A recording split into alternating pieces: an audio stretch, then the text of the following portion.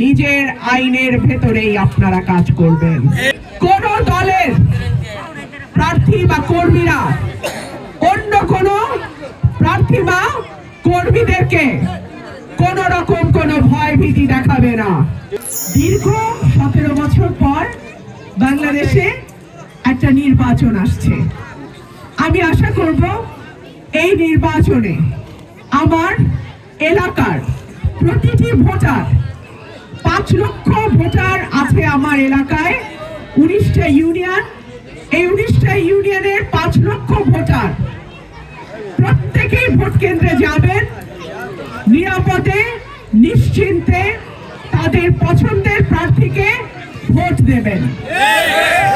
আমি আশা করব প্রশাসন, পুলিশ, আইন শৃঙ্খলা রক্ষাকারী বাহিনী, নির্বাচন কমিশন প্রত্যেকে যার যার জায়গা থেকে নিরপেক্ষভাবে একটা ভোটের পরিবেশ তৈরি করবে, যেই পরিবেশে যে কোনো দলের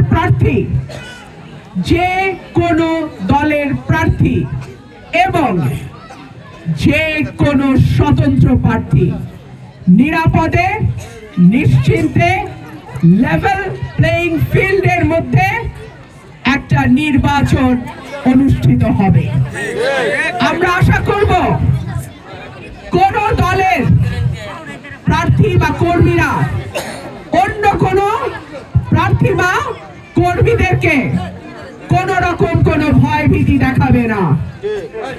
আমি আশা করব প্রশাসন নিরপেক্ষ থাকবে, পুলিশ নিরপেক্ষ থাকবে, কমিশন নিরপেক্ষ থাকবে, সরকার নিরপেক্ষ থাকবে।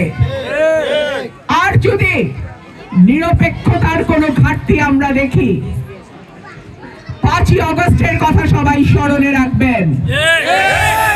সারা বাংলাদেশে যে 5ই আগস্ট হয়েছিল সেটা যে কোনো আসরেই কিন্তু হইতে পারে। প্রশাসনকে অনুরোধ করব নিজের আইনের ভেতরেই আপনারা কাজ করবেন। প্রশাসনকে অনুরোধ করব কোন প্রার্থীকে ডান চোখে আর কোন প্রার্থীকে বাম চোখে দেখবেন না।